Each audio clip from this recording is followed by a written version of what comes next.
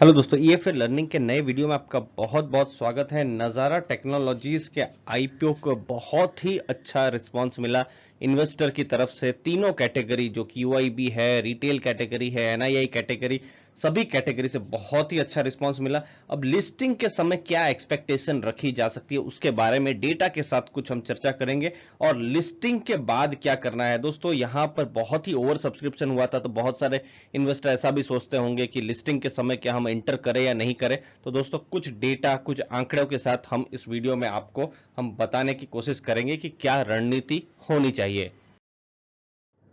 दोस्तों नज़ारा टेक्नोलॉजीज का आईपीओ मार्च 30 को लिस्ट होने वाला है, और आप देखिए इसका रिस्पांस बहुत ही अच्छा रहा था। 175 टाइम्स टोटल सब्सक्रिप्शन हुआ था, 582 करोड़ का आईपीओ है, बहुत ही अच्छा रिस्पांस मिला।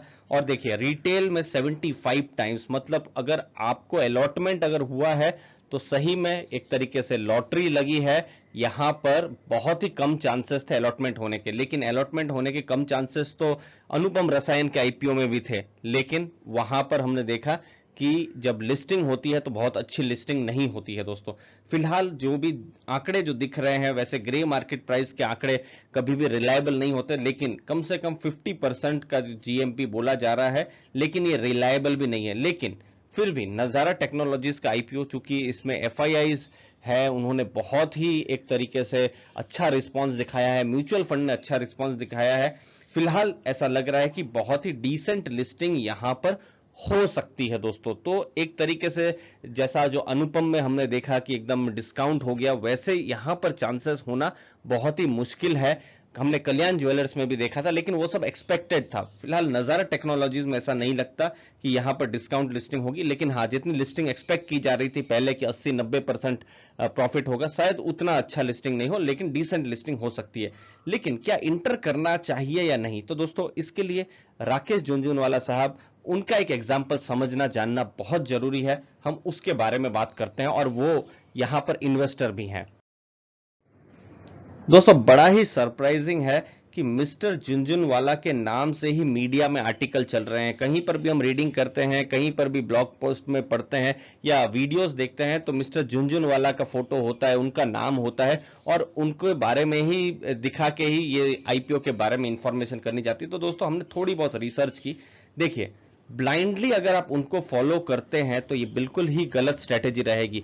दोस्तों यहां पर मैं आपको एक एग्जांपल देखा हूं। एक सिंपल गूगल सर्च हमको बताता है कि अप्रोक्सीमेटली उनकी 30,000 करोड़ की नेटवर्थ है। ये मैंने सिर्फ एक गूगल सर्च किया तो हमको ये आइडिया आया।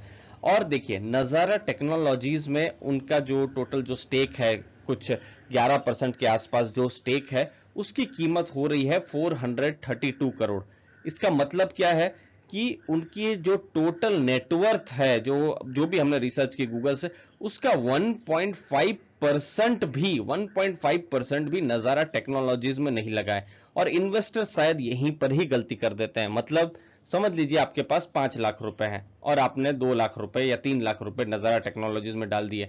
समझ लीजिए आपके पास 1 लाख रुपए है, तो आपने 40,000 या 50,000 एक ही कंपनी में डाल दिए, तो वो एक रिस्की स्ट्रेटेजी हो जाती है। तो इसीलिए डाइवर्सिफिकेशन या एसेट एलोकेशन होना बहुत जरूरी है। इसीलिए सब पैसा एक ही कंपनी में ना डालें, जैसे कि झुनझुनवाला साहब ने कहा है। लेकिन जब हम मीडिया को देखते हैं, जब हम रीडिंग करते हैं, तो हमको ऐसा लगता है कि झुनझुनवाला साहब ने यहाँ पर इन्वेस्ट किया है तो सब कुछ अच्छा होगा। लेकिन उनके कुछ सक्सेस स्टोरी भी है तो कुछ फेलियर स्टोरी भी है। दोस्तों तो इसीलिए ब्लाइंडली उनको एक तरीके से आप देखें तो वो भी सही नहीं रहता है। और उनका वो जो भी इन्वेस्ट करते हैं, तो वो उनका जो इन्वेस्टमेंट के पीछे जो रैशनल होता है, टाइम पीरियड होता है, वो भी अलग होता है। वो लॉन्ग टर्म के लिए है। उन्होंने टाइटन लगभग 17-18 साल से पहले से उन्होंने इन्वेस्ट करके रखा होता है, लेकिन आप सिर्फ 20-25 दिन के लिए सोच रहे हैं, तो फिर यहां पर आपको डिसअपॉइंटमेंट हो सकती है। तो दोस्तों मुझे उम्मीद है इस एक्सप्लेनेशन के बाद आपके बहुत सारे डाउट्स जो है क्लियर हो गए होंगे। अब दोस्तों फंडामेंटल्स पे बात करते हैं। देखिए सेल्स इसकी बढ़ रही है, फाइनेंशियल ईयर 18 से 19 आप देखिए बढ़ी है, 19 से 20 बढ़ी है। लेकिन देखिए प्रॉफिट जो है, प्रॉफिट यहां पर पिछले फाइनेंशियल ईयर में नेगेटिव था, मतलब प्रॉफिट नहीं हुआ है। पी रेशियो नेगेटिव है, return on capital employed negative है, ईवी एबिटा जो है नेगेटिव है। तो दोस्तों ये चूंकि एक नया बिजनेस है तो उसको समझना जरूरी है। अगर हम इन फाइनेंशियल्स के बेसिस पर देखें तो कोई भी शायद फंडामेंटल इन्वेस्टर जो है, थोड़ा कंजर्वेटिव इन्वेस्टर है, वो तो यहां पर पैसा ना ही डाले।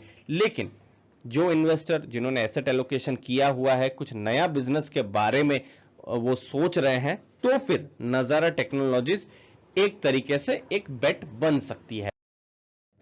देखिए दोस्तों, नजारा टेक्नोलॉजी में सबसे बड़ा चैलेंज है कि ये जो बिजनेस है, जो गेमिंग का जो बिजनेस है, ये बहुत ही नया बिजनेस है और नजारा टेक्नोलॉजीज की आप किसी के साथ तुलना नहीं कर सकते हैं, कंपैरिजन आप नहीं कर सकते हैं।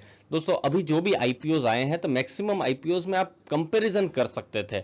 जैसे स्पेशलिटी केमिकल की बहुत सारी कंपनियां हैं तो उनके साथ आप नए वाले आईपीओ को कंपेयर कर सकते हैं, लेकिन गेमिंग इंडस्ट्री में इसके कोई पीयर्स जो है वो लिस्टेड नहीं है, तो इसीलिए बहुत ही मुश्किल हो जाता है इसका जो वैल्यूएशन है सही है या नहीं, इसके जो प्रॉफिट्स हैं ठीक ठाक है या नहीं, वो सब समझ पाना। तो इसीलिए एक कॉशियस अप्रोच रखना बहुत ही जरूरी है। लेकिन ऐसे बिजनेसेस ने अच्छी खासी वेल्थ भी क्रिएट करके दी है, क्योंकि एक तरीके से डिजिटल जो थीम है वो बहुत ही अच्छा काम कर रही है। हमने देखा है डिजिटल थीम के कुछ बिजनेसेस ने बहुत ही अच्छा वेल्थ क्रिएट करके दिया हुआ है पिछले 2-3 सालों में। गेमिंग बिजनेस भी अच्छा खासा ग्रो कर रहा है, लेकिन कंपनी अभी भी प्रॉफिट में नहीं है, इसको आप बिल्कुल ध्यान में रखें। तो इसीलिए अपना एसेट एलोकेशन समझना है। अगर आप लो रिस्क इन्वेस्टर है तो फिर थोड़ा सा दूर रहे, क्योंकि यहाँ वोलेटिलिटी बहुत ही ज्यादा होने की पूरी उम्मीद है। अगर थोड़ा हाई रिस्क इन्वेस्टर हैं, अगर आप और अपना एसेट एलोकेशन समझते हैं, डाइवर्सिफाई अपने पोर्टफोलियो को कर सकते हैं, और ऐसा पैसा जो शायद आपको बहुत बड़ा फर्क भी ना पड़े अगर लॉस हो जाए, और आपके पास बहुत ज्यादा समय है, तो फिर इन सब बिजनेसेस में आप सोच सकते हैं इन्वेस्ट करना है या नहीं। लेकिन इन्वेस्टमेंट से पहले जरूर अपने एडवाइजर की सलाह लीजिए। अब देखिए, यहां पर शॉर्ट टर्म या लॉन्ग टर्म यही हो जाता है। अगर आप ऐसा सोच रहे हैं आपका यहां पर अलॉटमेंट नहीं हुआ है, कल आप किसी भी भाव में खरीद लेंगे फिर उसको 3 दिन के बाद 4 दिन के बाद बेच देंगे, तो दोस्तों बहुत ही सावधान रहने की जरूरत है। ये सब अप्रोच काम नहीं करते हैं। देखिए, हमने मिसेस बेक्टर्स के आईपीओ में देखा, अभी बहुत अच्छा खासा जो इन्वेस्टर्स ने इंटर किया होगा लॉस में है, और सिमिलरली अभी भी जो आईपीओ आए हुए हैं तो अच्छा खासा जो एक तरीके से अब तो डिस्काउंट में ही खुल रहे हैं आईपीओ, कुछ हमने देखे हुए हैं। तो वो एक रणनीति सही नहीं रहती है। आपको अब क्या करना है, क्वार्टरली रिजल्ट जो भी आएंगे Q4 और फिर अगले जो रिजल्ट आएंगे, मैनेजमेंट की बात क्या है, बिजनेस के क्या है, उसके बाद ही डिसीजन लेना है। हाँ, लॉन्ग टर्म इन्वेस्टर के लिए एक और बात आपको बता दें, एंकर इन्वेस्टर इनके बहुत ही स्ट्रांग थे। मतलब 8 बड़े बड़े म्यूचुअल फंड्स जो है उन्होंने यहां पर इन्वेस्ट किया हुआ था। हमारे जो पिछले जो वीडियो थे, जो नज़ारा पर हमने रिव्यू बनाया था, तो उसमें हमने डिटेल में बताया हुआ था।